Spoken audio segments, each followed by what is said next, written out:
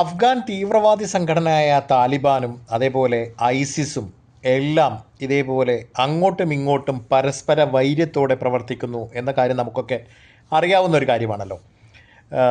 എങ്ങനെയായിരിക്കാം താലിബാൻ ഭരണകൂടം അതിജീവിക്കാനായി അവിടെ ആ രാജ്യത്തെ അഫ്ഗാനിസ്ഥാനെ പ്രാപ്തമാക്കുന്നത് എന്നുള്ളതിൽ ഇപ്പോൾ കൗതുകകരമായ ചില നിരീക്ഷണങ്ങളും ചില താലിബാൻ്റെ ഭാഗത്തു നിന്നുള്ള പ്രവർത്തനങ്ങളും ചില കൈകാര്യങ്ങളുമെല്ലാം തന്നെ നമുക്ക് സോഷ്യൽ മീഡിയയിൽ അറിയാനായിട്ട് പറ്റും. കാര്യം പല വിധ ധാതുക്കളാൽ സമ്പന്നമാണ് അഫ്ഗാനിസ്ഥാൻ.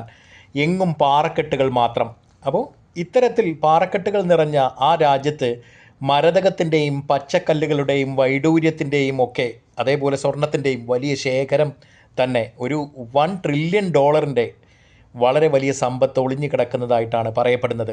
അപ്പോൾ ഈ തരത്തിലുള്ള ധാതു സമ്പത്തിനെ വളരെ പക്വതയോടുകൂടി ഉപയോഗിക്കാനാണ് താലിബാൻ പദ്ധതിയിടുന്നതെന്നാണ് ഇപ്പോൾ നമ്മൾ മനസ്സിലാക്കേണ്ടത്.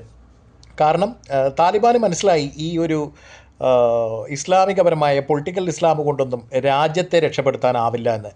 അപ്പോൾ അവർ കൃത്യമായി ഇതേപോലെ ആ രാജ്യത്തിൻ്റെ പ്രകൃതി വിഭവങ്ങളെ കൃത്യമായി ചൂഷണം ചെയ്യാൻ തന്നെ തീരുമാനിച്ചിരിക്കുകയാണ്. ഇതിൻ്റെ ഭാഗമായിട്ട് ലോകത്തിലുള്ള പല രാജ്യങ്ങളിലുള്ള വിവിധ കമ്പനികളുമായിട്ട് ഇപ്പോൾ ഗോൾഡ് മൈനിങ് നടത്തുന്ന കമ്പനികളുമായിട്ടും മറ്റ് കല്ലുകൾ, മരതകക്കല്ല്, വൈഡൂര്യക്കല്ലുകൾ, അതേപോലെ പച്ചമരതകം പോലുള്ള കല്ലുകളുടെ ഖനനം ആഫ്രിക്കയിലും മറ്റും ഇതൊക്കെ ഇത് സർവ്വസാധാരണമാണ്.